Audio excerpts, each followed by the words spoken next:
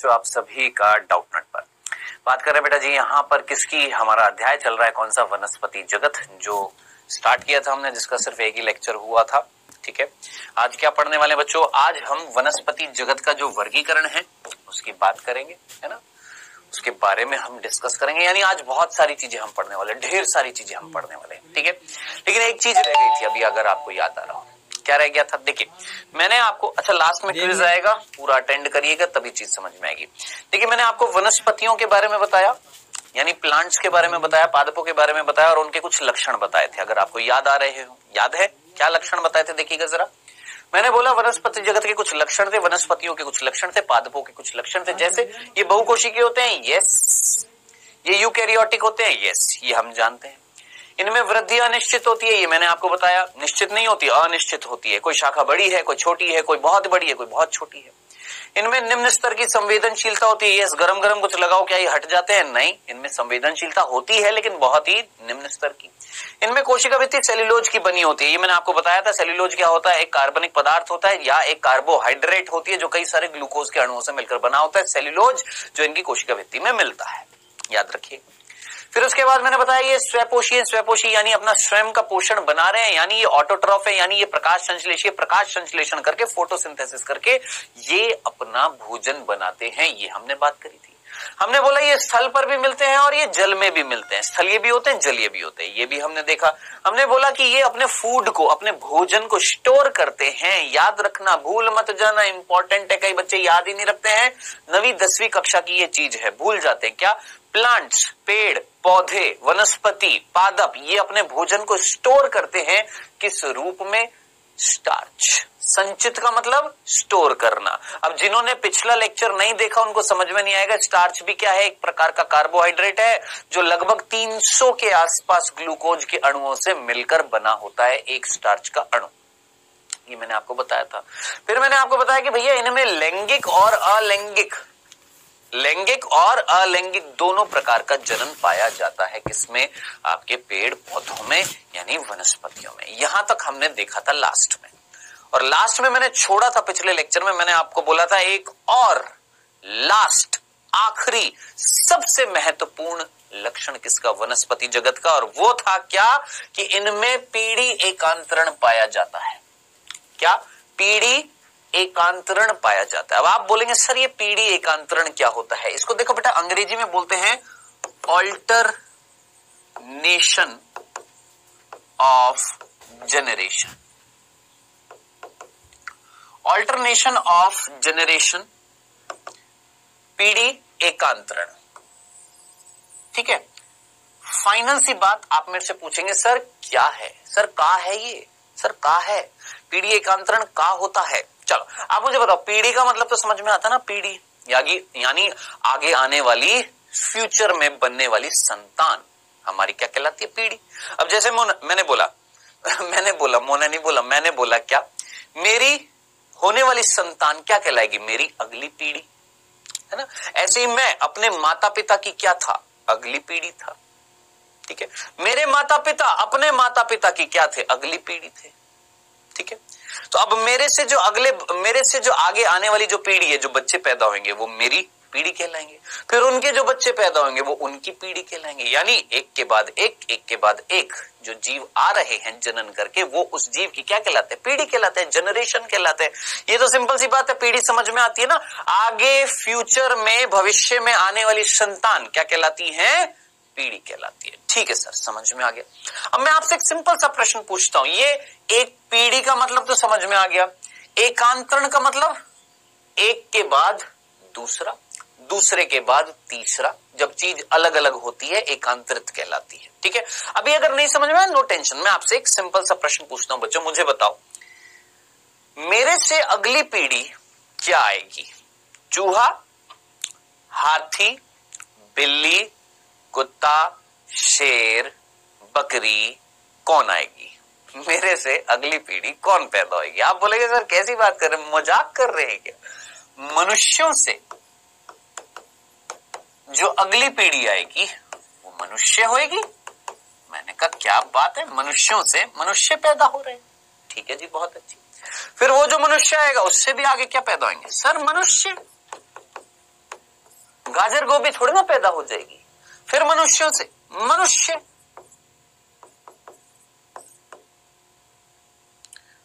मनुष्य कर दिया मैंने भी यहां पर, मैं भी बांगड़ू मनुष्य। तो मनुष्य से क्या पैदा हो रहे हैं सर? मनुष्य से मनुष्य। क्या कोई चीज बदल रही है आपको, बदलती हुई दिखाई दे रही है? नहीं सर, मनुष्य से मनुष्य। मेरे दादा दादी से मेरे पापा, मेरे नाना नानी से मेरी माँ, मेरे माता पिता से मैं, अब मैं और मेरी बीवी से अगली पीढ़ी। क्या है? मनुष्य है। फिर मेरा जो बच्चा है उसकी शादी हो जाएगी, उससे आगे अगली पीढ़ी। क्या? मनुष्य। यानी मनुष्य से क्या पैदा हो रहा है सर? मनुष्य। कोई बदलाव दिख रहा है? नहीं, कोई बदलाव नहीं है, सिंपल। अब मैंने आपसे बोला एक जीव है एक्स, वो इस आकृति का है, समझना, वो ऐसी आकृति का है, ठीक है, उसका आकृति ऐसी है। एक जीव है एक्स, वो इस आकृति का है, चौकोर, ठीक है। अब इस जीव एक्स से जो अगली पीढ़ी आई वो आई वाई, ठीक है। आपके हिसाब से कैसी होनी चाहिए जरा सोचिए। मनुष्य से मनुष्य हो रहा है, जरा सोचिए। मेरी 2 आंख, 2 नाक में छेद, 1 मुंह, 2 कान, बाल, चेहरा, 2 हाथ, 2 पैर, है ना। हमारे मनुष्यों की एक निश्चित संरचना है। हाँ, अब मेरे से जो अगला पीढ़ी जो पैदा होगी उसके भी 2 आंख, 2 कान, 2 नाक में छेद, 1 मुंह है, आंख, कान, नाक, मुंह, बाल, हाथ, पैर, ये होंगे ना। ऐसा तो नहीं कि पूंछ लेकर आएगा, चलो पूंछ हटाओ, ऐसा तो नहीं है पंख लेकर आ जाएगा, नहीं ना। समझ में आया? यानी मनुष्य से जो एक निश्चित आकृति है, निश्चित संरचना है, उससे जो अगली पीढ़ी आ रही है वो भी वैसी बिल्कुल मनुष्य की जैसी निश्चित संरचना है। लेकिन मैंने बोला जीव एक्स ऐसा है। अब इससे जो अगली पीढ़ी आई ना वो आ गई कुछ ऐसी। अब आप मुझे बताएं सर ये तो बदलाव आ गया। मैंने कहा हाँ। फिर अब जीव वाई से, अब ये जो जीव वाई है इसने भी जनन किया। अब इससे जीव अगली पीढ़ी आई, इसको जीव ना बोलकर मैं बोलूंगा पीढ़ी 1। ये पीढ़ी 1 थी, इससे अगली पीढ़ी आई पीढ़ी 2, इससे अगली पीढ़ी आई सर पीढ़ी 3, तीसरी पीढ़ी, वो पीढ़ी फिर वापस से ऐसी थी। अरे यानी पीढ़ी 1 और पीढ़ी 3 एक जैसी, इनके बीच में आने वाली पीढ़ी 2 कुछ अलग आकृति की। अब ये जो जीव, मान लो ये जेड था, अब इससे जीव बना, फिर इसने जनन किया जीव जेड ने, आया जीव ए यानी पीढ़ी 4, इसकी आकृति फिर ऐसी। अब आप मुझे बताएं एकांतरण का मतलब क्या होता है? एक के बाद एक बदलाव, फिर एक और बदलाव, फिर एक और बदलाव, कि आपको एक के बाद एक, एक के बाद एक, एक के बाद एक, पीढ़ी दर पीढ़ी क्या दिखाई दे रहा है? बदलाव दिखाई दे रहा है। सोचो, सिंपल शब्दों को सिंपल रहने दो, जितना इजी तरीके से समझोगे बायो और आसान लगेगी। सोचो, एक पीढ़ी के बाद दूसरी पीढ़ी अलग दिख रही है, हाँ सर। बदलाव दिख रहा है, हाँ। तो जरा सोचिए पीढ़ी एकांतरण का मतलब क्या था? ऑल्टरनेशन, ऑल्टरनेशन का मतलब ही क्या होता है? देखिए अंग्रेजी का वर्ड है ऑल्टरनेशन। ऑल्टरनेशन को मैं बहुत अच्छे एग्जांपल से आपको समझाता हूं, 1 सेकंड में समझ में आ जाएगा। रुको तनिक 1 सेकंड रुको। ऑल्टरनेशन, हाँ जी, ऑल्टरनेशन समझते हैं बेटा। ऑल्टरनेशन का मतलब, आप मुझे बताएं, आप लोगों ने जीन्स खरीदी है? जीन्स, हाँ सर। मान लो मेरी कमर जो है वो 34 है, ठीक है, और मेरी जीन्स जो थी उसकी लंबाई थी 42 इंच। कितनी लंबाई जो थी वो 42 इंच थी, ठीक है सर। लेकिन मुझे चाहिए थी कितनी? 40 इंच की लंबाई चाहिए। मेरे को जीन्स नीचे से कटवानी पड़ेगी, हाँ। अब आप में से कितने बच्चों ने अपनी जीन्स नीचे से कटवाई है? बताओ बताओ बताओ। हमेशा मैं आपको प्रैक्टिकल एग्जांपल देता हूं। बताओ आप में से कितने बच्चे जीन्स खरीद कर आए हैं और जीन्स खरीद कर आने के बाद आपकी जीन्स लंबी आ गई और आपने कटवाई है? कटवाई है, कभी ना कभी कटवाई होगी, या फ्यूचर में कटवा लेंगे, है जी। चलो, तो जब आप जीन्स कटवाने जाते हो ना, किसके पास जाओगे? मोची के पास नहीं, टेलर के पास जाओगे, है ना। जो वो आपकी जीन्स को काटेगा, तो जानते हो उस प्रक्रिया को क्या बोला जाता है? वो बोलता है क्या? जीन्स अल्टर पे डाल दो। क्या बोलते हैं? जीन्स को ऑल्टर करा लो। अंग्रेजी में क्या बोलते हैं, जीन्स का ऑल्टरेशन चल रहा है, जीन्स में कटाई चल रही है, जीन्स में बदलाव आ रहा है। क्या उतनी लंबी रह जाएगी? नहीं, काट दिया आपने, ऑल्टरेशन कर दिया, बदलाव। तो कुल मिलाकर ऑल्टरनेशन का मतलब क्या था? बदलाव लाना। एक के बाद एक जनरेशन में क्या आ रहा है? बदलाव आ रहा है। लेकिन यहां पर ध्यान से देखना, इसके बाद जो अगली जनरेशन है वो बदली हुई है, पहले ऐसी थी फिर ऐसी, लेकिन इसके बाद जो अगली जनरेशन है वो किसके जैसी है? पहली वाली के जैसी, ना कि दूसरी वाली के जैसी। यानी ये दोनों तो सेम होंगे लेकिन इनके बीच में जो आएगी वो अलग आएगी, फिर ये दोनों सेम होंगे, उनके बीच में जो आ रही है ये अलग है। तो एक के बाद एक बदलाव आया, फिर उसके बाद बदलाव आया, लेकिन ये बदलाव और ये बदलाव ये दोनों सेम होते हैं। यही क्या कहलाता है? पीढ़ी एकांतरण, ऑल्टरनेशन ऑफ जनरेशन।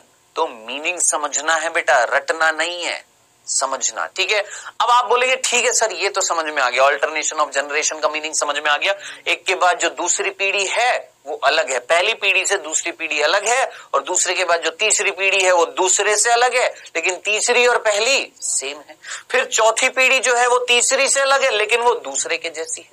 ठीक है, अब इस चीज को ना, ये तो समझ में आ गया पीढ़ी एकांतरण। आपने बोला सर मनुष्य में तो ऐसा नहीं मिलता, लेकिन कहां पर मिल रहा है? सर पादपों में मिल रहा है। कैसे? मैं आपको बताता हूं। देखिए पादपों में समझना पड़ेगा बेटा जी, ये बाद में आएगा, बहुत इंपॉर्टेंट चीज है। पादपों में दो पीढ़ियां आती हैं। वनस्पति में, प्लांट्स में दो तरह की पीढ़ियां आती हैं। एक होता है पीढ़ी, एक पीढ़ी जो है उसका नाम है, एक जनरेशन है उसका नाम है, देखिए बीजाणु, क्या बोलते हैं बेटा जी? बीजाणुद्भिद।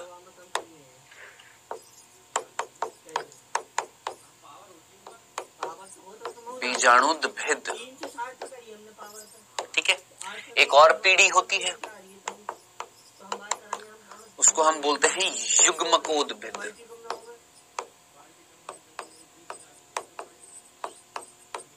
एक पीढ़ी का नाम होता है बीजाणुद्भिद और एक पीढ़ी का नाम होता है युग्मकोद्भिद। पहले मैं आपको अंग्रेजी में बोल दूं, बीजाणुद्भिद को हम अंग्रेजी में बोलते हैं स्पोरोफाइट।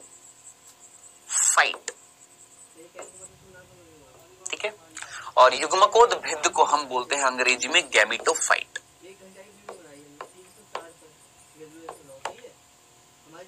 ठीक, चलो सर, दो प्रकार की पीढ़ियां हैं। अब ध्यान से सुनना, मान लो एक पेड़ है, मान लो एक पेड़, ध्यान से सुनना। एक पेड़ है जिसकी आकृति कुछ ऐसी है, समझना, हालांकि ऐसा होता नहीं है, सिर्फ समझाने के लिए। एक पेड़ है जिसकी आकृति ऐसी है, ठीक है, इसने जनन किया। इस आकृति वाले पेड़ को हमने बोला ये बीजाणुद्भिद है, ये बीजाणुद्भिद है। ठीक है, अब इसने जनन करके अगली पीढ़ी का निर्माण किया, और अगली जो पीढ़ी थी वो कुछ ऐसी थी। अगली जो पीढ़ी थी वो कुछ ऐसी थी जिसको हमने बोला युग्मकोद्भिद।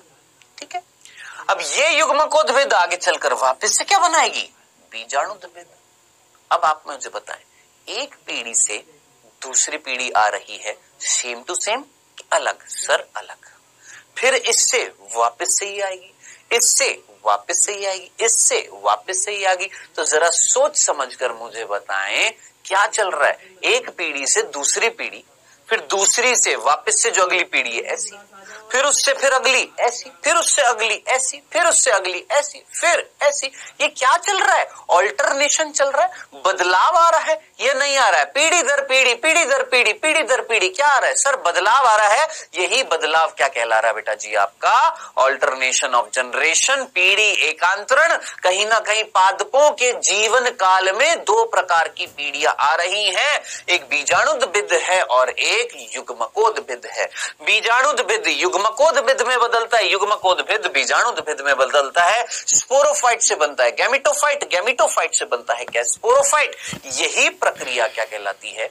Alternation of generation. सोच समझकर मुझे बताएं, आपको सिर्फ फील हुआ, सिर्फ फील, मीनिंग मीनिंग फील हुआ कि इसका मतलब क्या था, पीढ़ी एकांतरण का मतलब क्या है। देखिए, आपकी और मेरी उम्र में चेंज है। जिस तरीके से मैं सोचता हूं हो सकता है आप उस तरीके से ना सोचते हो, क्योंकि अभी परिपक्वता आने में टाइम लगेगा। कोशिश करें मेरी तरह सोचने की, जैसे मैं सोचता हूं क्या कि यार पीढ़ी एकांतरण का मतलब क्या था। पीढ़ी समझ में आता है क्या, जनरेशन। एकांतरण का मतलब एक के बाद एक बदलाव। तो हमने देखा एक जीव एक्स था, उस जीव ने अगली जो पीढ़ी बनाई वो कुछ ऐसी आकृति की। फिर जीव वाई जो था, जो अगली पीढ़ी थी, उसने वापस अगली पीढ़ी बनाई, वो बिल्कुल पहले वाली जैसी। ठीक है, उसी तरीके से मैंने बोला एक पेड़ है जिसका आकार ऐसा था, इससे अगली पीढ़ी आई वो ऐसे आकार की थी, फिर इससे अगली पीढ़ी आई वो वापस से ऐसी हो गई।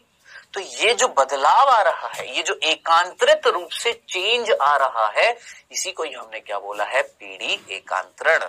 तो ये था मेन चीज। अब इंपॉर्टेंट चीज क्या है समझना, ध्यान से सुनना। जैसे सुनो, ध्यान से सुनो, मान लो मैं हूं कौन, बीजाणुद्भिद। मैं कौन हूं, बीजाणुद्भिद हूं। ठीक है, सुनना ध्यान से सुनना, टाटा टुन्ना, ध्यान से सुनना। मैं हूं कौन, बीजाणुद्भिद। कौन हूं मैं, बीजाणुद्भिद। मैं एक पेड़ हूं। हमेशा बायोलॉजी के एग्जाम्पल किस पे लेते हैं, अपने ऊपर। मैं एक पेड़ हूं, मैं कौन हूं, मैं पेड़ हूं और मुझे बोला जा रहा है बीजाणुद्भिद।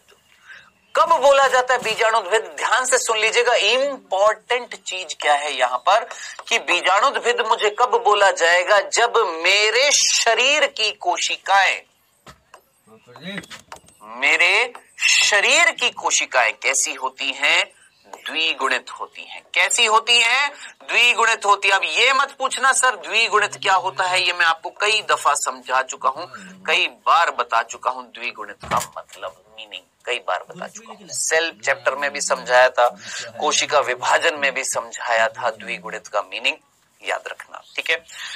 तो बीजाणुद्भिद याद रखना, वो पादप का शरीर जिसकी कोशिकाएं सदैव कैसी होती हैं, द्विगुणित होती हैं। याद रखना, ऐसे शरीर को हम बोलते हैं बीजाणुद्भिद। कृपया करके लिख लो बालक, नहीं तो ये कब चीरता हुआ चला जाएगा पता नहीं लगेगा।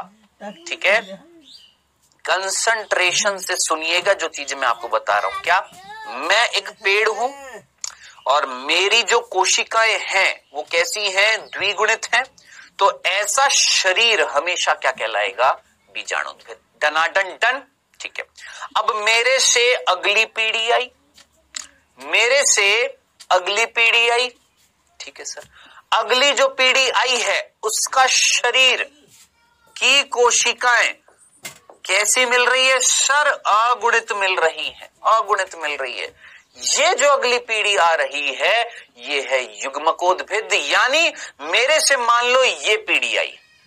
इमेजिन कर लो, समझ लो, मैं एक पेड़ था और मेरा शरीर जो है वो द्विगुणित है, तो मुझे क्या बोला जाएगा, बीजाणुद्भिद। अब मेरे से जो अगली जनरेशन जो आ रही है, अगली जो पीढ़ी आ रही है, ये मान लो ये अगली पीढ़ी आई, ठीक है। इसकी कोशिकाएं कैसी हैं सर, अगुणित हैं, हैप्लॉइड है। इसे बोला जाता है युग्मकोद्भिद। ये युग्मकोद्भिद फिर वापस से क्या बनाएगा, बीजाणुद्भिद, फिर बीजाणुद्भिद अगले बार क्या, फिर क्या बनाएगा, युग्मकोद्भिद, फिर ये, फिर ये, फिर ये, फिर ये। इस तरीके से क्या चलता रहेगा, पीढ़ी एकांतरण। तो आपसे कोई पूछे बीजाणुद्भिद क्या होता है, आप सीधा बोलेंगे बीजाणुद्भिद पादप का वह शरीर होता है या पादप शरीर होता है जिसकी कोशिकाएं कैसी होती हैं, द्विगुणित होती है। जबकि युग्मकोद्भिद क्या होता है, पादप का वो पीढ़ी होती है, पादप का वो शरीर होता है, पादप का वो भाग होता है जिसकी कोशिकाएं कैसी होती हैं, अगुणित होती हैं। बताओ, डनाडन डन, क्लियर है ये वाली चीज। तो याद रखना है, आपने भूलना नहीं है क्या, वनस्पति जगत का जो आखिरी लक्षण हमने देखा, क्या, प्लांट्स में, पेड़ों में, पेड़ पौधों में, वनस्पति में, पादपों में क्या मिलता है, पीढ़ी एकांतरण मिलता है। एक के बाद एक नेक्स्ट जो पीढ़ी आती है वो एक दूसरे से अलग होती है। बीजाणुद्भिद से क्या आता है, युग्मकोद्भिद, फिर युग्मकोद्भिद वापस से क्या बनाता है, बीजाणुद्भिद, फिर बीजाणुद्भिद से फिर क्या, युग्मकोद्भिद, फिर युग्मकोद्भिद से फिर से बीजाणुद्भिद। ये चलता रहता है किसमें, पादपों में। ये था बेटा जी हमारा आखिरी लक्षण जो कई बच्चों के समझ में नहीं आता है, ऊपर से चला जाता है। आई होप आप में से मैक्सिमम बच्चों को समझ में आया होगा। आप में से कई कनेक्ट कर पाए होंगे जो मैंने चीज समझाने की कोशिश करी है। कई कर पाते हैं, कई नहीं कर पाते हैं। जो नहीं कर पाते उनको बार बार दोहराने की जरूरत पड़ती है, तब उनको फील होता है, समझ में आता है। चलो जी, ये हमारे खत्म हुए हैं क्या लक्षण। किस चीज के लक्षण बेटा? ये अभी तक हमने जो लक्षण देखे थे ये किसके थे? वनस्पति जगत के लक्षण देखे थे। ठीक है, अब आगे क्या पढ़ने वाले हैं? अब आगे हम पढ़ने वाले हैं क्या? वनस्पति जगत का वर्गीकरण। क्या पढ़ने वाले हैं बेटा? वनस्पति जगत का हम क्या करने वाले हैं? वर्गीकरण करने वाले हैं। यानी जो हम बोलेंगे कि जो हमारा जो वनस्पति जितने भी मैं बोलूंगा पादप इस पृथ्वी पर मिल रहे हैं, हम उनको बांटने वाले हैं। अब ये मत बोला सर वर्गीकरण क्यों करते हैं, ये हम पढ़ चुके हैं रे, जीव जगत चैप्टर में पढ़ चुके हैं। व्हाई वी डू क्लासिफिकेशन, काहे हम करते हैं वर्गीकरण, ताकि पहचान आसानी से हो सके, है ना।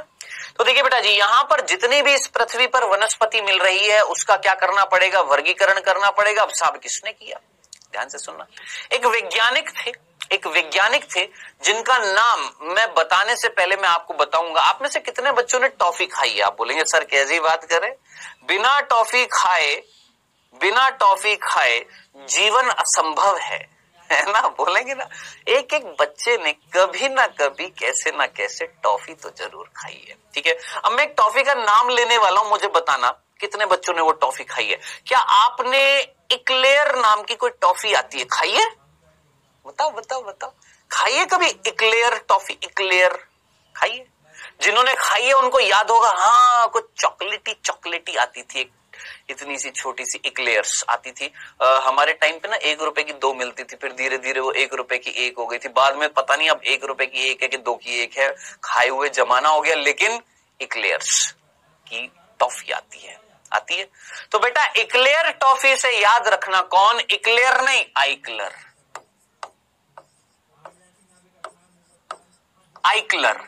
एक वैज्ञानिक जिन्होंने समस्त वनस्पति को 2 भागों में बांटा, समस्त पादपों को 2 भागों में बांटा। अब साहब ये 2 भाग कौन है? ये देखिए जादू, ढिचकियां हूं।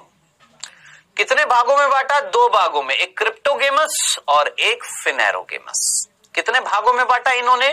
किसने? आइक्लर ने। एक काम करता हूं, आइक्लर अंकल को थोड़ा सा ऊपर लिख देता हूं, ज्यादा बेटर होगा। किसने? आइक्लर ने।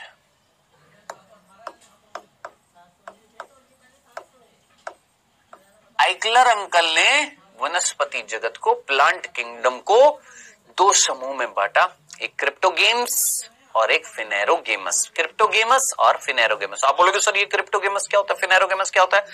ध्यान से कंसंट्रेशन से सुन लेना। क्रिप्टोगेमस वो पादप होते हैं जिनमें बीज नहीं होता है, यानी बीज रहित पादप, जिनमें सीड नहीं होता है, बीज नहीं होता है। फिनेरोगेमस बीज युक्त हो जाएगा, सीधा सीधी बात, बीज युक्त पादप। ठीक है, तो सीडलेस कौन से होते हैं? ये होते हैं जिनमें सीड नहीं बनते, और सीडेड बोलते हैं जिनमें सीड्स होते हैं, जिनको हम क्या बोलते हैं? बीज युक्त। कौन? फिनेरोगेमस। ठीक है, अब ये तो देखिए 2 समूह का नाम है। इस समूह के अंतर्गत कौन से पादप रखे गए हैं? और भी कुछ समूह हैं। हाँ, सबसे पहले हम किसकी बात करते हैं? क्रिप्टोगेमस की। ध्यान से सुनना बेटा, क्रिप्टोगेमस कौन है? वो पादप जिनमें बीज नहीं मिलेंगे। अब ये क्रिप्टोगेमस एक समूह है, ग्रुप है, जिसके अंतर्गत 3 समूह आते हैं। हाँ, 3 समूह आते हैं। कौन कौन से? ये कौन से? थैलोफाइट या थैलोफाइटा भी बोल देते हैं, ब्रायोफाइट और टेरिडोफाइट। अब नंबरिंग देखना जरा। सबसे पहला मैंने नंबर दिया इसको, फर्स्ट, फिर सेकंड, फिर थर्ड। ये नंबरिंग मैंने किस आधार पर दी है? उत्पत्ति। इस पृथ्वी पर अक्ल लड़ाइएगा, दिमाग लड़ाइएगा, दिमाग के घोड़े दौड़ाइए और सोचिए इस पृथ्वी पर जो पहले पादप आए होंगे वो कौन से होंगे? चलो मैं ये अभी लास्ट में बताऊंगा, पहले एक बार इतनी सी चीज को समझना। क्रिप्टोगेमस कौन से थे बेटा? वो पादप जिनमें बीज नहीं मिलेंगे। ये 3 प्रकार के होते हैं, थैलोफाइट्स, ब्रायोफाइट्स, टेरिडोफाइट। ठीक है, ये 3 समूह जो है ना, थैलोफाइट, ब्रायोफाइट, टेरिडोफाइट, ये भी समूह है। ये किस समूह के अंतर्गत आते हैं? क्रिप्टोगेमस। क्रिप्टोगेमस किसके अंतर्गत आता है? वनस्पति जगत के अंदर। दूसरा समूह कौन था वनस्पति जगत का? फिनेरोगेमस। ये वो पादप है जिनमें बीज मिलेंगे। अब ये भी दो समूह से मिलकर बने हुए। कौन कौन से? एक है डिचक्यूम, जिम्नोस्पर्म, और दूसरा एंजियोस्पर्म। मैं बार बार ढिचक्यों कर रहा हूं ना, वो जस्ट इंटरेस्ट जगाने के लिए, ताकि आपका इंटरेस्ट बना रहे। बॉटनी है, डर लगता, डर तो नहीं, इंटरेस्टिंग नहीं होती है कई बच्चों के लिए, लेकिन कोशिश करेंगे भैया पूरा इंटरेस्ट जगाने की। हाँ जी, तो फिनेरोगेमस कौन से होते हैं? जिनमें बीज मिलते हैं, और ये दो प्रकार के होते हैं, एक होते हैं जिम्नोस्पर्म और एक होते हैं एंजियोस्पर्म। बेटा इसको नंबर मैं दूंगा चौथा, इसको नंबर मैं दूंगा पांचवा। ठीक है, चलो सर, ये आपने नंबरिंग दे दी है। ठीक है, सिंपल। Gymnosperm, angiosperm. अच्छा, जिम्नोस्पर्म और एंजियोस्पर्म को ना हिंदी में एक और नाम होता है, मैं यहां पर लिख देता हूं, अनावृत बीजी बोलते हैं। अब क्यों बोलते हैं अनावृत बीजी? जब आएगा तब बताएंगे। और इसको हम बोलते हैं आवृत बीजी, इसको हम बोलते हैं आवृत बीजी। क्यों बोलते हैं आवृत बीजी? जब आएगा तब बताएंगे। अभी सिर्फ इतना सा, एंजियोस्पर्म को आवृत बीजी बोलते हैं, जिम्नोस्पर्म को अनावृत बीजी बोलते हैं। इतना तो हिंट आपको लग रहा होगा। बीजी, बीजी, बीजी वर्ड किससे है? बीज से। आवृत का मतलब ढका होना, यानी बीज किसी के अंदर है, किसी संरचना के अंदर है। किसके अंदर होता है बीज? सर फल के। तो ऐसे पादप जिससे बनेंगे फल, और उन फलों के अंदर क्या होंगे? बीज होंगे। अब जरा सोचिए, नाम में क्या आ रहा है? अनावृत बीजी, यानी बीज के ऊपर कोई आवरण नहीं है, यानी नग्न बीज, नंगे बीज। क्या बोला? नग्न बीज। ऐसे बीज जो फल के अंदर नहीं होंगे, अनावृत होंगे, नग्न बीज होंगे, उनको हम कौन से समूह में रखते हैं? जिम्नोस्पर्म में। जब आएगा डिटेल में पढ़ेंगे। अभी तो जस्ट एक ट्रेलर है। क्या हमने वनस्पति जगत को, हमने नहीं, आइकलर अंकल ने वनस्पति जगत को दो समूह में बांटा। कौन सा? क्रिप्टोगेमस, फिनेरोगेमस। क्रिप्टोगेमस वो जिनमें बीज नहीं मिलेंगे, फिनेरोगेमस वो जिनमें बीज मिलेंगे। चलो सर, समझ में आ गया। अब ये जो क्रिप्टोगेमस थे, ये वापस से तीन उप समूह में बांटे गए हैं। कौन कौन सा? थैलोफाइट, ब्रायोफाइट, टेरिडोफाइट, और ये दो में बांटे गए, जिम्नोस्पर्म, एंजियोस्पर्म। अब आप बोलेंगे सर आपने नंबरिंग 1 2 3 4 1 2 3 तो दे दी, यहां पर 1 2 देते ना, या 4 5 क्यों दी? क्यों? क्योंकि ये जो मैंने नंबरिंग दी है ना, संख्या ये जो मैंने दी है, ये किस आधार पर दी है? विकास, इवोल्यूशन। आप मुझे बताओ, सिंपल सी बात, इस पृथ्वी पर सबसे पहले जो पादप आए होंगे, क्या उनमें बीज मिल रहे होंगे कि वो बीज रहित होंगे? खुद सोचो, अपनी अक्ल लड़ाओ और घोड़े दौड़ाओ अपने दिमाग के। सोचिए, क्या इस पृथ्वी पर जो सबसे पहले पादप आए होंगे, क्या उनमें बीज मिल रहे होंगे? नहीं, उनमें बीज नहीं मिल रहे होंगे। भैया आप मुझे बताओ, पहले आईफोन आया कि नोकिया 555 आया? आप सीधा बोलेंगे सर पहले नोकिया 555 आया था जिसमें कम फीचर्स है, अब आया आईफोन जिसमें बहुत सारे फीचर्स हैं। अब आप मुझे बताओ, पहले जो पेड़ आए होंगे उसमें ज्यादा वो आधुनिक होएगा या कम आधुनिक होएगा, या मैं बोलूंगा सिंपल होएगा, सरल होएगा? ये सरल है, इनमें बीज नहीं है। ये थोड़े से जटिल है, इनमें बीज हैं। तो पहले कौन आए होंगे? ये तीन। फिर कौन आए थे? ये दो। अब इन तीन में भी सबसे पहले कौन आए? थैलोफाइट। फिर आए ब्रायोफाइट, फिर आए टेरिडोफाइट। यानी इन तीनों में सबसे एडवांस कौन? सबसे आधुनिक कौन? आप बोलेंगे सर टेरिडोफाइट। सबसे सरल कौन? Sir thallophyte. उसी प्रकार यहां पर इन दोनों में से पहले कौन आए? सर ये, बाद में ये। तो इन दोनों में से सबसे एडवांस कौन? Sir angiosperm. इससे कम कौन? जिम्नोस्पर्म। अब आप मुझे बताएं, इस चैप्टर में ना, इस अध्याय में हमें 5 चीजें पढ़नी है। हमें थैलोफाइट पढ़ना है, ब्रायोफाइट पढ़ना है, टेरिडोफाइट पढ़ना है, जिम्नोस्पर्म पढ़ना है, एंजियोस्पर्म पढ़ना है, और जयराम जी की चैप्टर हो जाएगा खत्म। बताओ, क्लियर है? चले स्टार्ट करें। सबसे पहले क्या पढ़ेंगे? क्रिप्टो गेम्स पढ़ेंगे। क्रिप्टो गेम्स पढ़ेंगे, जिसमें भी सबसे पहले हम क्या पढ़ेंगे? थैलोफाइट पढ़ेंगे। आइए स्टार्ट करें थैलोफाइट के बारे में पढ़ना। पक्का? आइए बेटा, सबसे पहले पढ़ने वाले हैं किसके बारे में? इनके बारे में। प्रभु ये कौन है? सर आप बोलेंगे सर ये तो पानी की बूंदे हैं, ऐसे लग रहा है जैसे घास है और उस घास के ऊपर पानी की बूंदे हैं। थोड़ा सा घास टाइप का ही होएगा, लेकिन ये घास नहीं है, ये शैवाल है।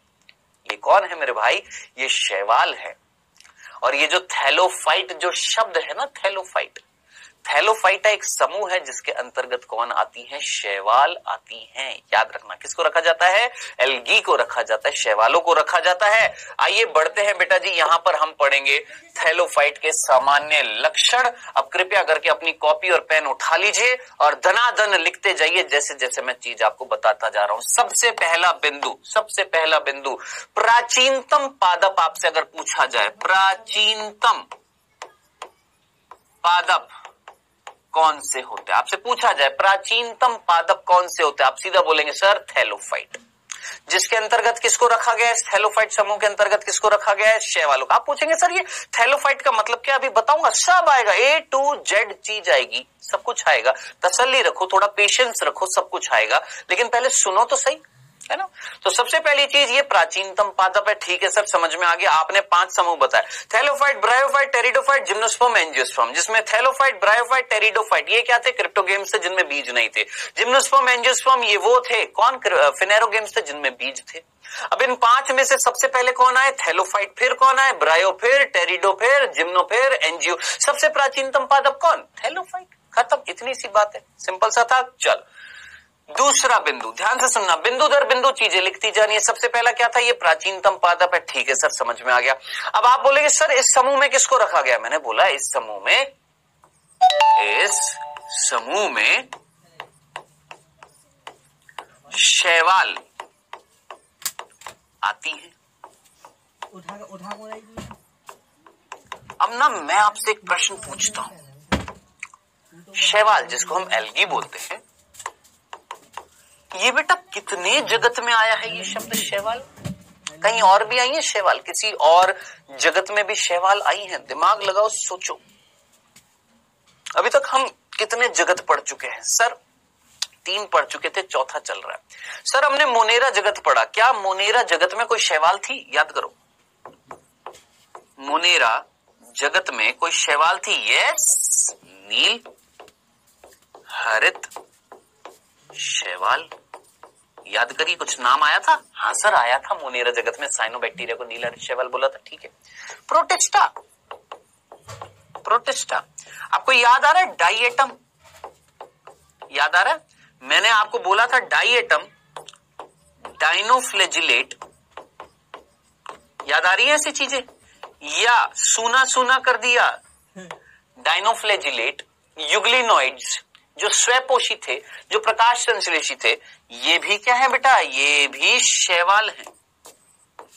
इन्हें भी हम क्या बोलते हैं? शैवाल बोलते हैं। याद रखना, ये भी क्या है? एक प्रकार की शैवाल होती है, एल्गी होती है ये, डायटम्स, डाइनोफ्लेजिलेट, ठीक है। सर 2 जगत में आ गई शैवाल, मोनेरा में भी, प्रोटिस्टा में भी, और सर कवक में तो नहीं थी। देखो कवक में नहीं थी, कोई शैवाल पैवाल नहीं थी। पादप जगत में नहीं है? यानी शैवाल आपके कितने जगत में आ रही है? सर 3 जगत में शैवाल आ रही है, मोनेरा में भी है, प्रोटिस्टा में भी है और पादप में भी है। तो याद रखना, शैवालों का अलग अलग जीवन काल होता है।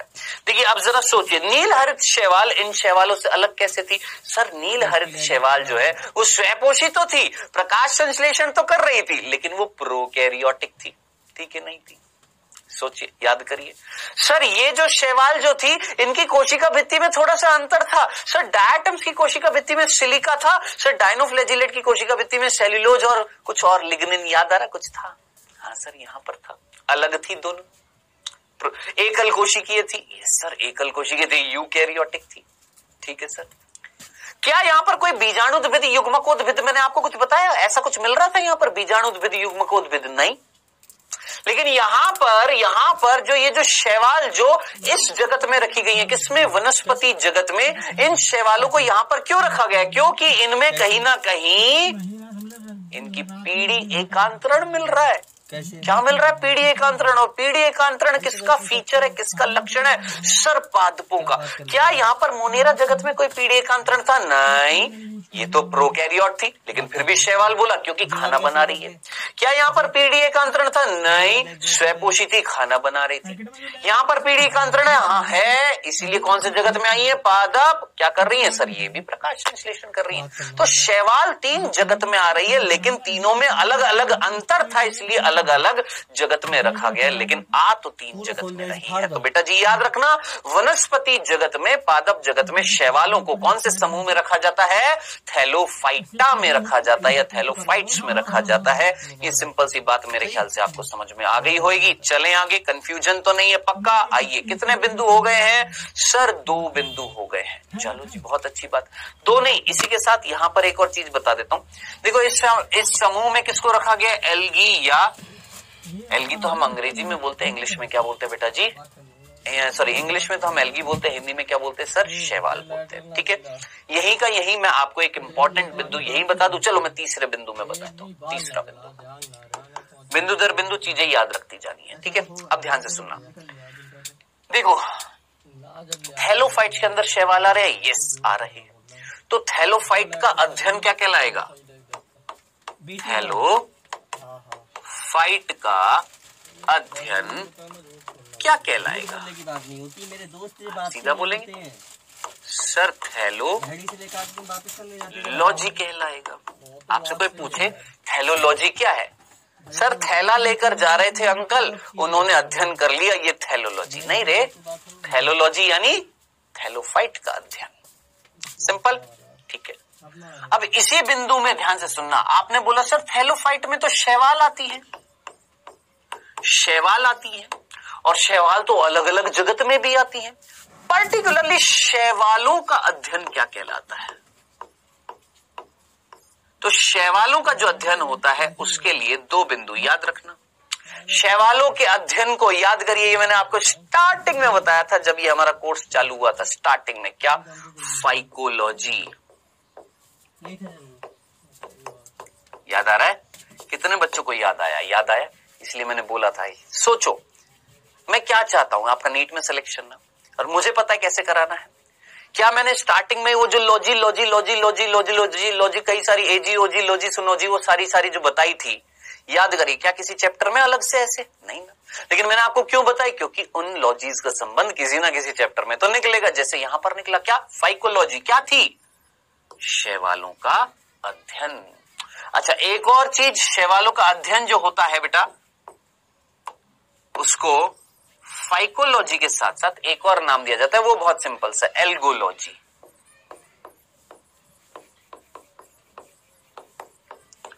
तो एल्गोलॉजी या इंपॉर्टेंट है क्या? फाइकोलॉजी।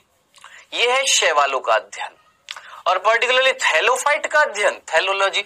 अब आप बोलेंगे सर आप ना कंफ्यूज कर रहे हो, सर थैलोलॉजी, फाइकोलॉजी, एल्गोलॉजी तीनों में अंतर क्या है? मैं आपसे सीधा पूछा, क्या मोनेरा जगत में थैलोफाइट थे? नहीं। क्या प्रोटिस्टा जगत में थैलोफाइटा शब्द यूज में लिया? नहीं। थैलोफाइटा किस में आया? सर वनस्पति जगत में। तो पर्टिकुलरली थैलोफाइट का अध्ययन थैलोलॉजी। लेकिन थैलोफाइट में क्या मिल रहे हैं? शैवाल। अब शैवाल मोनेरा जगत में भी थे, प्रोटिस्टा में भी थे, और यहां पर भी है। तो शैवालों का अध्ययन क्या कहलाता है? पर्टिकुलरली शैवाल का अध्ययन क्या कहलाता है? फाइकोलॉजी या एल्गोलॉजी। ये है सिंपल सी बात, याद रखनी है आपने, भूलनी नहीं है। ठीक है, चलिए जी, कितने बिंदु हो गए बेटा जी? ये हो गए हमारे सिंपल से क्या? 3 बिंदु। चले आगे, चौथा बिंदु। शैवाल शब्द जो है, बहुत सिंपल सा, जल्दी से निपटाते। शैवाल शब्द जो है वो किसने दिया था? आप जानते हैं द्विनामकरण पद्धति के कौन थे जनक? अच्छे तरीके से जानते हैं। तो शैवाल शब्द यानी एल्गी शब्द जो है वो किसने दिया था? आपके कार्ल लीनियस ने। जिंदगी भर कभी नहीं भूलेंगे। कौन? लीनियस। इतनी बार आ चुका है लीनियस की कतई नहीं भूलेंगे। कार्ल लीनियस जिन्होंने शैवाल शब्द दिया था, ये था सिंपल सा चौथा बिंदु। चलें आगे, नेक्स्ट बेटा जी, 5वां बिंदु। पर्टिकुलरली शैवालों का अध्ययन क्या कहला रहा है सर? फाइकोलॉजी। तो फाइकोलॉजी के जनक फाइकोलॉजी जो होती है उसके जनक कौन है? तो याद रखना, फाइकोलॉजी के जो जनक हैं, जिसने सबसे पहले शैवालों के बारे में बताया, तो याद रखना कौन? फ्रिश। फिश मत कर देना, कहीं मछली मत कर देना अंग्रेजी वाली फिश, ये है फ्रिश। ठीक है, वहीं दूसरा प्रश्न ये था फाइकोलॉजी के जनक। अब मैं पूछूंगा क्या? भारतीय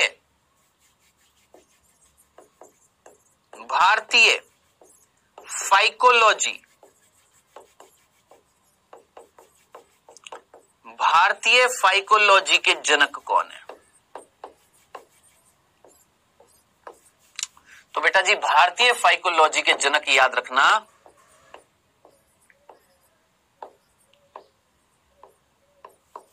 अयंगर।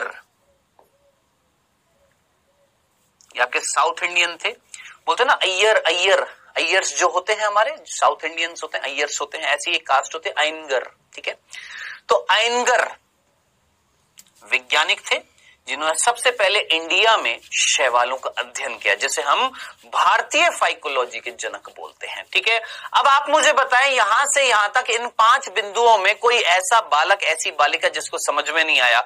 ये बिल्कुल बच्चों वाली हल्की सी चीज, जरा वापस से रिपीट कर रहा हूं, ध्यान से सुनिएगा। थैलोफाइट की बात कर रहे हैं, हमने बोला भैया ये जो थैलोफाइट है जिसके अंतर्गत किसको रखा गया? शैवालों को। सबसे पहले थैलोफाइट की बात कर रहे हैं क्योंकि ये थैलोफाइट वनस्पति जगत में जो क्रिप्टोगेमस थे जिनमें बीज नहीं मिल रहे थे, उसमें सबसे पहला समूह हमने पढ़ा थैलोफाइट, जो सबसे पहले वनस्पति है इस पृथ्वी पर। कौन? थैलोफाइट्स। ठीक है, तो सबसे पहला बिंदु था क्या ये प्राचीनतम पादप है? ये सबसे पहले पादप जो माने जा रहे हैं इस पृथ्वी पर वो कौन है? थैलोफाइट्स। ठीक है, प्राचीनतम। दूसरा हमने बोला कि भैया इस समूह के अंतर्गत कौन आती है? शैवाल आती है, जिनको हम अंग्रेजी में क्या बोलते हैं? एल्गी बोलते हैं। ठीक है, वैसे अगर देखा जाए तो शैवाल 3 जगत में आ गई है टोटल। मोनेरा में भी आ गई, प्रोटिस्टा में भी आ गई। मोनेरा में कौन? साइनोबैक्टीरिया नील हरित शैवाल थी, लेकिन वो प्रोकैरियोट थी। प्रोटिस्टा में डायटम्स डाइनोफ्लैजिलेट, ये भी शैवाल थे, ये भी क्या थे? एक प्रकार के शैवाल थे, लेकिन ये यहाँ के जो शैवाल है उनसे थोड़े से अलग है। क्यों? क्योंकि इनमें कोई पीढ़ी एकांतरण नहीं मिल रहा था, लेकिन यहाँ पर जो शैवाल रखी जाएंगी इस समूह में उनमें पीढ़ी एकांतरण मिल रहा है। और पीढ़ी एकांतरण किसका कैरेक्टर है, किसका लक्षण है? वनस्पति का। तो अलग कर दिया भैया। ठीक है, फिर हमने बोला कि पर्टिकुलरली शैवालों का अध्ययन क्या कहलाता है? फाइकोलॉजी या एल्गोलॉजी। भूलना मत, फाइकोलॉजी या एल्गी से एल्गोलॉजी किसका? शैवालों का। लेकिन ये शैवाल अलग अलग जगत में है। पर्टिकुलरली कौन से जगत में? वनस्पति जगत में। जिस समूह में रखी गई है उसका नाम है थैलोफाइट। तो थैलोफाइट का अध्ययन क्या कहला रहा है सर? थैलोलॉजी। सिंपल, थैलोफाइट का अध्ययन थैलोलॉजी। लेकिन थैलोफाइट में जो शैवाल आ रही हैं वो शैवाल हैं जो मोनेरा जगत की नहीं है, जो प्रोटिस्टा जगत की नहीं है। समझे? क्लियर है? चलो सर, ये हमारा तीसरा बिंदु था। चौथा, शैवाल शब्द किसने दिया? सर हमारे भगवान। कौन? Carolus Linnaeus. इनके बिना तो नामकरण पूर्ण ही नहीं हो पाता। फाइकोलॉजी के जनक कौन? 5वां बिंदु फ्रिश। और भारतीय फाइकोलॉजी यानी भारत में शैवालों का अध्ययन सर्वप्रथम किसने किया? इसने, अयंगर ने। चलो, ये भारतीय फाइकोलॉजी के जनक। और वैसे पूरे विश्व में फाइकोलॉजी के जनक किसको माना जाता है? फ्रिश को। बताएं, यहां तक के 5 बिंदु समझ में आ गए? डंडना डंडन। चले आगे, आइए अब आगे बढ़ते हैं। सर टोटल कितने बिंदु हो गए? बालक आपके सामने लिखे हुए हैं, कितने बिंदु हो गए? 5। आइए अगला बिंदु छठा। कई सारे बिंदु हैं, कई सारे लक्षण पढ़ने अभी तो। आइए छठा बिंदु, ध्यान से सुनिएगा। अब आप पूछेंगे सर ये थैलोफाइट का मतलब क्या है? ये थैलोफाइट का मतलब क्या है? सर फाइट मतलब तो लड़ाई होती है। इंग्लिश में फाइट का मतलब तो लड़ाई होती है। क्या यहां पर लड़ाई होने वाली है? नहीं।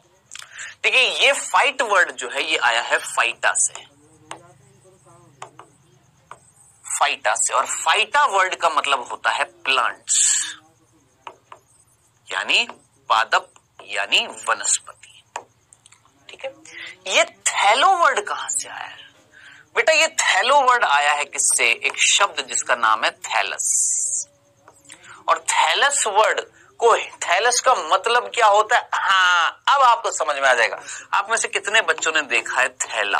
हम बोलेंगे सर थैला, थैलस का मतलब थैला। हाँ, थैलस का मतलब थैला। आप मुझे बताना सोच समझकर, ये बताएं, ये है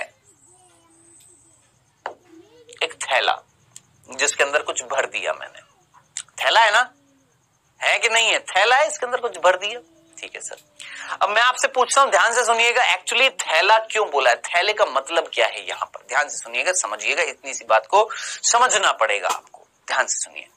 आप में से कितने बच्चों ने पादप देखे? आप बोलेंगे सर कैसी बात कर रहे हैं, रोज बाहर देखते हैं, पेड़ पौधे देखते हैं, देखते हो ना। आप मुझे बताओ उस पेड़ पौधे में आपको क्या दिखाई देता है? आप बोलेंगे सर तना दिखता है, मैंने कहा वेल डन। जमीन के नीचे उसकी शाखाएं होती है, मैंने कहा बहुत ही बढ़िया। सर सॉरी, जमीन के नीचे शाखाएं नहीं होती, जमीन के नीचे उसकी जड़ें होती है यानी मूल होती है, मैंने कहा बहुत बढ़िया। सर तने से शाखाएं निकलती है, मैंने कहा ओए होए गजब वाह, शाखाएं निकल रही है। सर शाखाओं पर क्या होती है? सर पत्तियां होती हैं, मैंने कहा गजब गजब गजब, देख लिया इतना सब कुछ, अरे वाह, ये शाखाएं, इन पर क्या मिल रही हैं? सर पत्तियां मिल रही है, मैंने कहा ओए होए होए होए, क्या क्या देख लिया तुमने, जबरदस्त। सर इन शाखाओं पर पत्तियों के साथ साथ पुष्प भी होते हैं, मैंने कहा ओए होए प्रभु मजा ही आ गया, आपने तो सब कुछ दे रखा है। अब आप मुझे बताएं सोच समझकर, जो पादप की मैंने यहां पर बात करी, इस पादप में क्या क्या चीजें आपको दिखाई दी? आपने बोला सर तना, मैंने कहा ठीक है। आपने बोला उस पर लगी हुई शाखा, मैंने कहा ठीक है। सर शाखा पर पर्ण, मैंने कहा ठीक है, या पुष्प, मैंने कहा बहुत बढ़िया। और सर मूल, मूल यानी जड़ यानी रूट्स। अब आप मुझे बताना, यही चीजें आपको दिख रही हैं? यस सर, ये एक पेड़ में ये सारी चीजें हमें दिखाई देती है ना। अब मैं आपसे बोलूं, ये देख रहे हो, ये पेड़ है। आप बोलेंगे सर मजाक कर रहे हो, हाँ भाई पेड़ है, ये पेड़ है। क्या आपको इसमें कोई अलग से तना दिख रहा है? आप बोलेंगे नहीं सर, यहां पर कोई तना नहीं है। क्या तना नहीं है तो क्या शाखा दिख रही है आपको? आप बोलेंगे सर कैसी बात कर रहे हैं, कोई शाखा नहीं है यहां पर। जब आपको शाखा नहीं दिख रही है तो उस पर कोई पर्ण दिखाई दे रही है? नहीं सर, कोई पर्ण, पर्ण का मतलब लीफ, पत्ती नहीं है। क्या कोई पुष्प दिखाई दे रहा है? नहीं सर, कोई पुष्प भी नहीं है। क्या जड़ें दिखाई दे रही हैं? नहीं सर, कोई जड़ नहीं है, मूल नहीं है।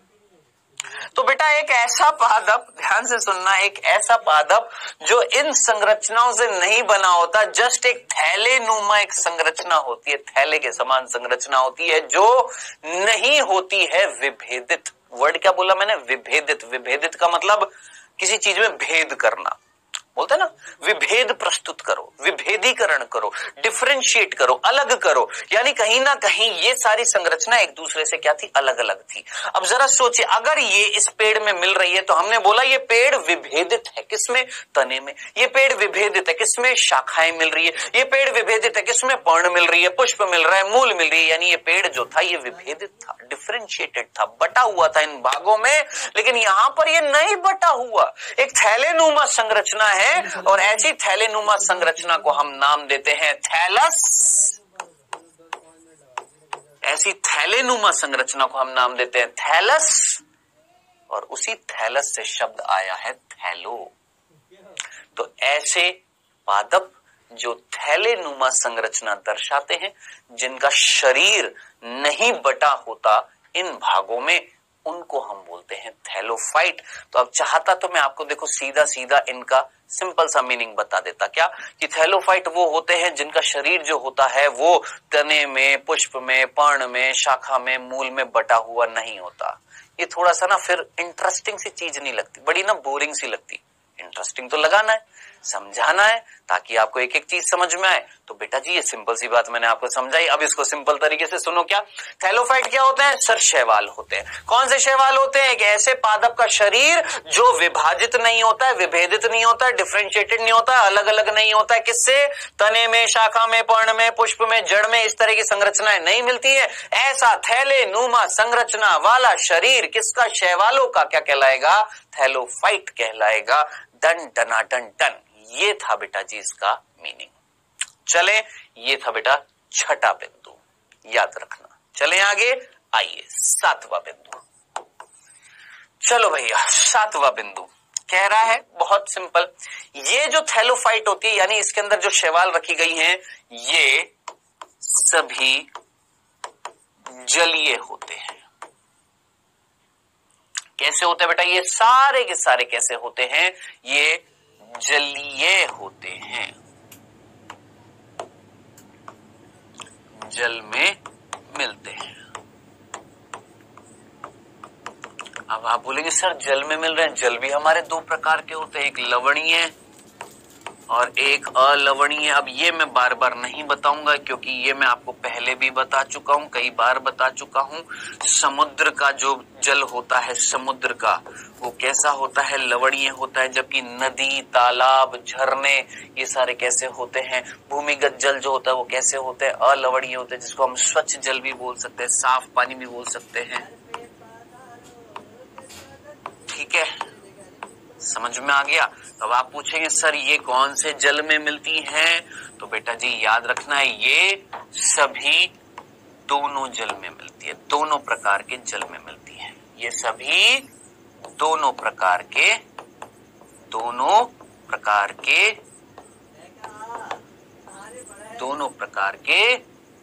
जल में मिलती है। ठीक है, ठीक है, ये सभी यानी थैलोफाइट दोनों प्रकार के जल में मिलती हैं। कौन से? ये दोनों प्रकार के जल में। सिंपल।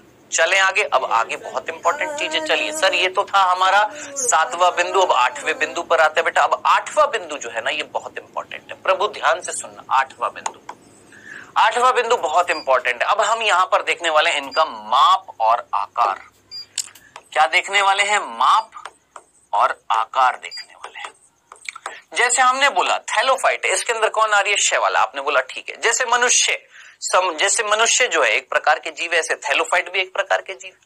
अब जरा सोचिए, मनुष्यों का आकार सेम टू सेम है, सारे मनुष्य एक जैसे हैं, लेकिन यहां पर इनका आकार, इनकी आकृति, इनका माप अलग अलग होता है। याद रखना, इनमें भिन्नता मिलती है। अब आप बोलेंगे सर कैसी भिन्नता मिलती है? ध्यान से सुनना। 8वें बिंदु का पहला भाग क्या कि कुछ शैवाल कैसी होती हैं? एकल कोशिकीय। कुछ शैवाल जो होती हैं कैसी होती हैं? एकल कोशिकीय। आप बोलेंगे एकल कोशिकीय, मैं बोलूंगा हाँ। कौन सी? याद रखनी है आपने, कौन?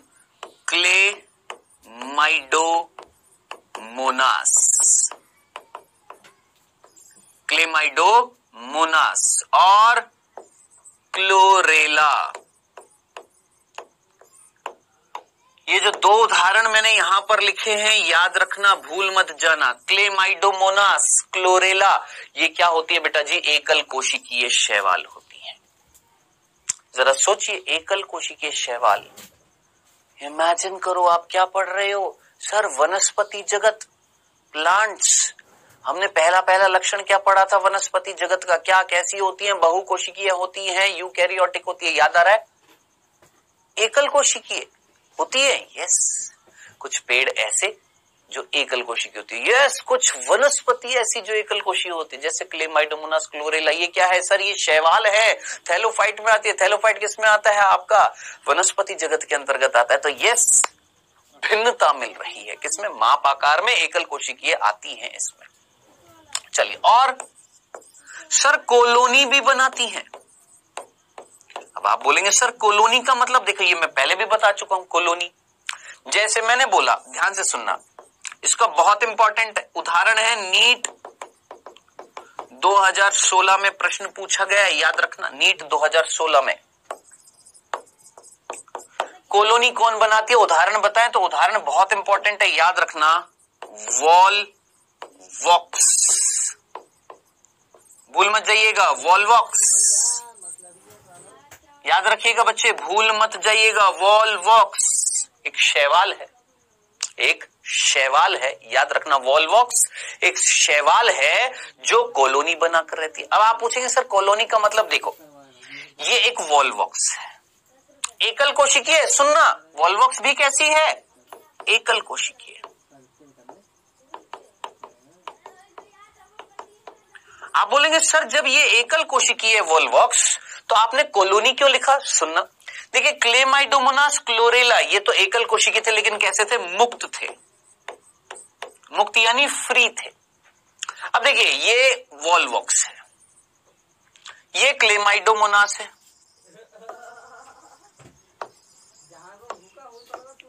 दिख रहा है? ये क्लेमाइडोमोनास है, ये मुक्त है, फ्रीली पानी में घूम रही है, बिंदास बिना किसी टेंशन के घूम रही है, ठीक है।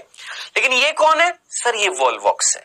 ये वॉल्वॉक्स एक दूसरी वॉल्वॉक्स के साथ जुड़ गई, एक और के साथ जुड़ गई, एक और के साथ जुड़ गई, एक और के साथ जुड़ गई है, एक और के साथ जुड़ रही है। जरा सोच समझकर मुझे बताएं, ऐसे कई सारी वॉल्वॉक्स एक दूसरे से अगर जुड़ती जाएंगी, जुड़ती जा रही हैं, जुड़ती जा रही हैं, जुड़ती जा रही हैं, जुड़ती जा रही है, ठीक है, और जुड़कर जुड़कर जुड़कर जुड़कर क्या बना रही हैं? जरा सोचिए, एक समूह सा बनता हुआ नहीं दिखाई दे रहा है? आप बोलेंगे ये सर एक समूह सा बन रहा है, ये क्या कहला रही है? ये कहला रही है कॉलोनी। आप मुझे बताएं, कॉलोनी नाम नहीं सुना? मैंने बोला मैं स्कीम नंबर 3 कॉलोनी में रहता हूं, मैंने बोला मैं बसंत विहार कॉलोनी में रहता हूं, ये मेरी जगह का नाम है जहां पर मैं रहता हूं। तो कॉलोनी का मतलब जहां पर कई सारे घर हैं, कई सारे, तो ये एक घर, दूसरा घर, तीसरा घर, कई सारे घर हैं जो एक जगह पर मिल रहे हैं, तो कॉलोनी का मतलब ही क्या है? समूह है। तो आप पूछेंगे मतलब ये वॉल्वॉक्स बहुकोशिकीय? ना ना ना ना ना ना ना ना, वॉल्वॉक्स एकल कोशिकीय है, लेकिन ये एक साथ मिलती हैं कॉलोनी के रूप में। है ये एकल कोशिकीय, लेकिन कैसी मिलती है? कॉलोनी के रूप में। भूल मत जाना। बताओ, ये दो प्रकार की ये दो प्रकार की माप आकार में भिन्नता मिली। कुछ ऐसी थैलोफाइट जो एकल कोशिकीय, कुछ ऐसी एकल कोशिकीय जो मुक्त नहीं मिल रही है, एक दूसरे के साथ जिड़कर मिल रही है, यानी कॉलोनी में मिल रही है। अब आप बोलेंगे सर ज्यादातर शैवाल कैसी होती हैं? तो प्रभु तीसरा बिंदु, तीसरा। आप बोलेंगे सर तीसरा, 8वां बिंदु। अरे 8वें बिंदु के 3 भाग हो गए ना। हम यहाँ पर माप आकार देख रहे हैं, हम देख रहे हैं उनमें भिन्नता मिल रही है। पहले हमने देखा एकल कोशिकीय, फिर देखा कॉलोनी। ज्यादातर आपकी कैसी होती है? याद रखना, बहु कोशिकीय तंतु में, बहुकोशिकीय तंतु में होती हैं ज्यादातर आपकी थैलोफाइट। तो बेटा जी याद रखना है, ज्यादातर थैलोफाइट कैसी होती है? बहुकोशिकीय तंतु में होती है। जैसे उदाहरण मैं आपको बता देता हूं, एक उदाहरण यूलोथ्रिक्स और एक स्पाइरोगाइरा। यूलोथ्रिक्स, स्पाइरोगाइरा, याद रखना है बेटा जी, आपने भूलना नहीं है। ये बहुकोशिकीय तंतु में कैसी हैं बेटा जी? ये आपकी शैवाल है। अब आप मुझे बताएं सोच समझकर, 8वां बिंदु था क्या? कई बच्चे भटक गए होंगे, सोच रहे होंगे सर पढ़ा क्या रहे हैं। 8वां बिंदु था क्या? मैंने बोला मनुष्य एक जाति है, एक समूह है। मनुष्यों का क्या है? एक समूह है। इस समूह के अंतर्गत सभी मनुष्यों को रखा गया। क्या सभी के सभी मनुष्य अलग अलग हैं? कोई ऐसे मनुष्य जिसकी एक आंख होती हो, कोई ऐसा मनुष्य जिसके एक हाथ होते हो, प्राकृतिक। कट गया, दैट इज डिफरेंट। नहीं आया कोई आनुवंशिक बीमारी, दैट इज अलग। प्राकृतिक रूप से 2 हाथ, 2 पैर, 2 आंखें, 2 कान, यही होता है ना, यही हमारा सामान्य लक्षण है। यानी मनुष्य एक समूह के अंदर जितने भी मनुष्य आ रहे हैं वो सारे के सारे माप आकार में लगभग सेम है। यस है, लेकिन यहां पर हमने बोला माप और आकार जब हम देखते हैं तो भिन्नता मिल रही है। कुछ आपकी एकल कोशिकीय है, कुछ आपकी एकल कोशिकीय, कुछ आपकी एकल कोशिकीय मुक्त रूप से मिलती है, कुछ आपकी एकल कोशिकीय कॉलोनी के रूप से मिलती है, और ज्यादातर आपकी कैसी होती है? बहुकोशिकीय और तंतुओं के रूप में मिलती है। खत्म। ज्यादातर कैसी होती है? मल्टी सेल्यूलर होती है, बहुकोशिकीय होती है और तंतुओं के रूप में मिलती हैं। जैसे एग्जांपल था यूलोथ्रिक्स और स्पाइरोगाइरा। इसका एग्जांपल आपका वॉल्वॉक्स बहुत इंपॉर्टेंट है, कॉलोनी के रूप में मिलता है। क्लेमाइडोमोनास, क्लोरेला, ये आपकी एकल कोशिकीय मुक्त रूप से मिलती है। याद रखने हैं ये सारे के सारे उदाहरण, भूलने नहीं है। बताएं यहां तक की कहानी A to Z आपको समझ में आ गई है? कोई कंफ्यूजन नहीं था? चलें आगे बेटा जी। तो बच्चों यहां तक हमारे टोटल हो चुके हैं कितने बिंदु? 8 बिंदु। ठीक है, अब देखिए आगे 9वां बिंदु, 10वां बिंदु वो थोड़े बड़े हैं। ठीक है, वो थोड़े बड़े हैं। क्या? हम जनन देखने वाले हैं। हम शरीर जो है अगुणित है द्विगुणित है कैसे विभाजन करेगा वो देखने वाले। यानी हमारे सिर्फ 2 लक्षण रह गए हैं, लेकिन वो 2 लक्षण थोड़े से बहुत टाइम ले लेंगे। ठीक है, तो आज के लिए बेटा जी इतना ही था, सफिशिएंट है। कम पढ़ो लेकिन अच्छे से पढ़ो। आप ज्यादा पढ़ो और चीजें भूल जाओ, दैट इज, वो तो बेकार चीज हो गई ना। आपने कम चीज पढ़ी लेकिन अच्छे से पढ़ी और अच्छे तरीके से याद करी, वो ज्यादा अच्छी चीज होगी। भाई 2 प्रकार के बच्चे हैं, एक वो बच्चा जो 10 घंटे पढ़ रहा है ना, और एक वो बच्चा जो 1 घंटा पढ़ रहा है। और जो 1 घंटा पढ़ रहा है उसका सिलेक्शन हो रहा है, जो 10 घंटा पढ़ रहा है उसका सिलेक्शन नहीं हो रहा। आप बोलेंगे सर ये कैसे हो सकता है, ये कैसे पॉसिबल है? तो जब वो 1 घंटा पढ़ रहा था ना तो कंसंट्रेशन से पढ़ रहा था, सोच रहा था कि कैसे क्वेश्चन आ सकते हैं, क्या पूछा जा सकता है, सोच विकसित करी उसने। जो 10 घंटे पढ़ रहा था बस बुक आगे लेकर बस पढ़ता जा रहा है, बस पढ़ रहा है, सोच नहीं रहा क्वेश्चन कैसे आ सकते, क्या हो सकता है, क्या हो रहा है, क्या चल रहा है। तो जब तक आप अपने हिसाब से सोचना स्टार्ट नहीं करेंगे, थोड़ा सा वो चीज कमी रह जाएगी। तो सोचना भी स्टार्ट करें। ठीक है, तो आज के लिए बेटा जी इतना ही। आज हमने क्या क्या पढ़ा है मैं एक बार आपको रिवाइज करा देता हूं। आज हमने पादप जगत के, वनस्पति जगत के पूरे लक्षण पढ़े थे। 9वां लक्षण जो था वो था पीढ़ी एकांतरण, जिसका मतलब था एक के बाद एक जो पीढ़ी आ रही थी पादपों में वो अलग थी। युग्मकोद्भिद से बीजाणुद्भिद, बीजाणुद्भिद से युग्मकोद्भिद, युग्मकोद्भिद हमेशा अगुणित होता है, बीजाणुद्भिद हमेशा द्विगुणित होता है। ये हमने देखा था, आखिरी लक्षण था पीढ़ी एकांतरण, बहुत इंपॉर्टेंट है, याद रखिएगा। जिनको नहीं समझ में आया टेंशन मत लीजिएगा, बस हल्की सी इतनी सी चीज याद रखना, एक पादप के जीवन में 2 प्रकार की पीढ़ियां आ रही है, एक युग्मकोद्भिद है और एक बीजाणुद्भिद है, ये याद रख लेना। ठीक है, फिर उसके बाद हमने बात करी वनस्पति जगत का वर्गीकरण, जिसको हमने 2 भागों में वर्गीकृत किया था, क्रिप्टोगेमस, फिनेरोगेमस। क्रिप्टोगेमस वो जिनके अंदर बीज नहीं थे, फिनेरोगेमस जिनके अंदर बीज थे। क्रिप्टोगेमस 3 समूह में बांटे गए, थैलोफाइट, ब्रायोफाइट, टेरिडोफाइट। फिनेरोगेमस 2 समूह में, जिम्नोस्पर्म, एंजियोस्पर्म। सबसे पहले हमने पढ़ना स्टार्ट किया क्या, थैलोफाइट। थैलोफाइट प्राचीनतम पादप, जिसके अध्ययन को हमने बोला थैलोलॉजी, जिसके अंदर थी शैवाल, जो 3 जगत में आती है, मुनेरा में भी थी, प्रोटिस्टा में भी थी और इस जगत में भी थी। यहाँ पर जो शैवाल आई है भाई, शैवालों का अध्ययन हमारा क्या कहला रहा है, थैलोलॉजी या फाइकोलॉजी। फाइकोलॉजी के जनक कौन, हमने बोला था फ्रिश, और भारतीय फाइकोलॉजी के जनक कौन थे, आयनगर, ये हमने बात करी। ठीक है, फिर हमने बात करी कि भैया फाइकोलॉजी शब्द किसने दिया था, लीनियस ने दिया था। फिर हमने बात करी थैलोफाइट का मतलब क्या था, तो थैलोफाइट वर्ड में थैलस वर्ड जो आया था उसका मतलब था ऐसे पादप जिनका शरीर जो है ना ही तने में, ना ही मूल में, ना ही पर्ण में विभेदित है, ऐसे शरीर को हम बोलते हैं थैलस। और थैलस जिस पादप के शरीर में मिलेगा उन्हें हम बोलेंगे थैलोफाइट्स, सिंपल। फिर हमने बोला कि भैया ये जलीय होते हैं, दोनों प्रकार के जल में मिलते हैं। फिर हमने बोला इनका माप और आकार जो होता है भिन्न होता है, कुछ एकल कोशिकीय मुक्त शैवाल होती हैं, कुछ एकल कोशिकीय कॉलोनी में रहती हैं, कुछ आपकी, कुछ नहीं ज्यादातर आपकी बहुकोशिकीय और तंतु में होती है। उनके उदाहरण मैंने आपको बताए थे, याद रखना, क्लेमाइडोमोनास क्लोरेला एकल कोशिकीय मुक्त थी। वॉल्वॉक्स बहुत इंपॉर्टेंट है, नीट 2016 में भी था। वॉल्वॉक्स कैसी है, एकल कोशिकीय लेकिन कॉलोनी के रूप में है। फिर हमने बात करी स्पायरोगायरा यूलोथ्रिक्स, ये आपकी बहुकोशिकीय थी और तंतु में थी। बस इतना सा हमने बात करी है आज। आई होप सारी चीज समझ में आ गई होंगी। अभी समय हुआ है बच्चों आपके क्विज का। पहला प्रश्न आपकी स्क्रीन पर आता हुआ फर्स्ट, उपरोक्त में से कौन एकल कोशिकीय शैवाल है, कौन एकल कोशिकीय शैवाल है, स्पायरोगायरा, क्लेमाइडोमोनास, यूलोथ्रिक्स, उपरोक्त सभी। सोचिए इनमें से कौन एकल कोशिकीय शैवाल थी।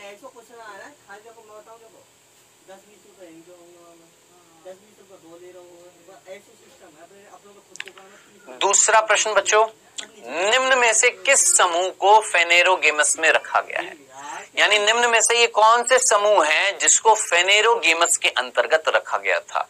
अनावृत बीजी को, आवृत बीजी को, दोनों को, टेरिडोफाइट को, किसको फेनेरोगेमस के अंतर्गत रखा गया था, फेनेरोगेमस।